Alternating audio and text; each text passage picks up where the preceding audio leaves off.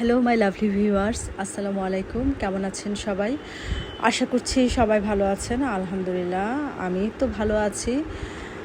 আমার বড় মেয়েটা একটু অসুস্থ, তো এটা নিয়ে একটু টেনশনে আছি। তো সকালবেলা ব্রেকফাস্ট করে দেন কিচেনে চলে আসছি। আজকে রান্নাবান্না একটু হালকা পাতলাই আছে, তারপরেও আজকে হচ্ছে ইলিশময় একটা দিন। মানে ইলিশের যত প্রিপারেশন আছে সব তো আসলে ইলিশের মৌসুমে মানে আমি খাওয়ার ট্রাই করি। তো আজকে কচু দিয়ে ইলিশ মাছের যে পাতলা ঝোল এটা করব, আর নরম অংশ যে আছে কচুর, এটা হচ্ছে ইলিশ মাছের মাথা দিয়ে একদম ভর্তার মতো করবো আর কি, যেটা বলি ভাজি বলি, কচুর ভাজি, সেটাই করব। নিজেরও ঠান্ডা লেগেছে, শরীরটা একটু খারাপ, তারপরেও বাসার কাজ, দুই মেয়ের ক্লাস, বড় মেয়ের ক্লাস হচ্ছে, পাশাপাশি ওর পরীক্ষা হচ্ছে, সব কিছু মিলিয়ে খুব ব্যস্ততায় দিন কাটছে। আর আজকে মনটাও ভালো না, যেহেতু আমিও সিক, মেয়েটাও অসুস্থ, সব কিছু মিলে একটু টেনশনে আছি। আবার এদিকে এক ডক্টর দেখিয়েছিলাম।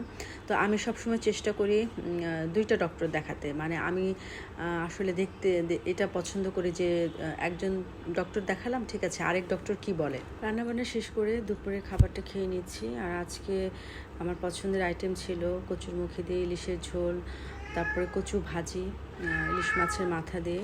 আমি আসলে এই ধরনের খাবারই পছন্দ করি। খাওয়া দাওয়া শেষ করে চলে আসছি স্কয়ারে। আমি আগে থেকে অ্যাপয়েন্টমেন্ট দিয়ে রেখেছিলাম। তো মেয়ে আর আমি আসছি। তো এখন হচ্ছে ডক্টর দেখাবো, দেখানোর পরে ডক্টর কি বলে সেভাবে পরবর্তী কাজটা করব। যে যদি পরীক্ষা নিরীক্ষা দেয় তাহলে পরীক্ষাগুলো করে দেন হচ্ছে বাসায় যাব। আর ডক্টর দেখানোর পরে ডক্টর অলরেডি হচ্ছে ওকে কিছু টেস্ট দিয়েছে, ব্লাড এবং আলট্রা। তো এগুলো করানোর জন্য আমরা আবার লেভেল 3 আর 2-তে আসছি। লেভেল 3-তে আলট্রা এবং 2-তে ব্লাড স্যাম্পল দিয়ে আমরা এখন